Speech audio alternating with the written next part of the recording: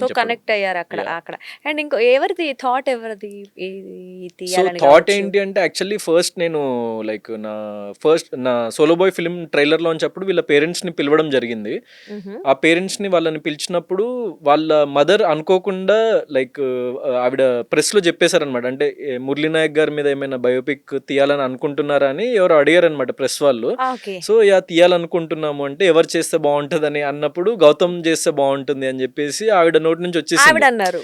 So నాకు ఆ మూమెంట్లో నాకు అంటే ఆయన గురించి తెలుసుకున్న అదంతా తెలిసింది, కానీ ఇంకా అప్పటికి నేను నా వేరే ఫిలిం దాంట్లో ఉండడంతో ఇంకా నేను ప్రాపర్గా దీని మీద కూర్చొని వర్క్ రిసెర్చ్ చేయలేదు మూవీ చేయలేదు. గురించి అని.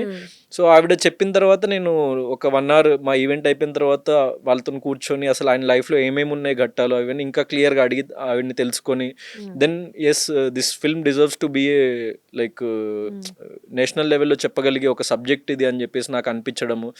దెన్ నాకు ఎప్పటి నుంచో పరిచయం ఉన్న లైక్ నా మూవీ ప్రొడ్యూసర్స్, సో వాళ్ళు చెప్పారనమాట. అంటే లైక్ వాళ్ళకు కూడా ఇన్సిడెంట్ జరగంగానే నా ట్రైలర్ లాంచ్ ఈవెంట్లో నేను అది వాళ్ళని పిలవడం అదంతా చూసి వాళ్ళు లైక్ సురేష్ అన్న ప్రొడ్యూసర్, సో విశాన్ ఫిల్మ్ ఫ్యాక్టరీ, ఆయన నాకు కాల్ చేసి ఒకసారి మొత్తం రీసెర్చ్ చేయి, దాని గురించి తెలుసుకో, ఆ టాపిక్ గురించి ఏమేమి జరిగింది అంతా క్లియర్ కట్గా వాళ్ళ ఊరికి వెళ్ళి ఒకసారి నువ్వు టైం స్పెండ్ చేసి ఒకసారి తెలుసుకొని రా అని చెప్పేసి నేను 2-3 days అక్కడికే వెళ్ళి లైక్ నా ఫిల్మ్ రిలీజ్ అయిపోయిన తర్వాత నేను అక్కడ చాలా లైక్ ఆయన తెలుసుకున్నారు. లైఫ్ స్టోరీ ఏంటని తెలుసుకొని దెన్ రిటర్న్ వచ్చి ఆయనకి చెప్పిన తర్వాత ఆయన కూడా చాలా నచ్చి so we have to do this film, I'm banking this film అని చెప్పేసి ఇంకా ఇమీడియట్లీ ఓకే చేసేసి like we launch the first look ఆగస్ట్లో. చూసాము. యా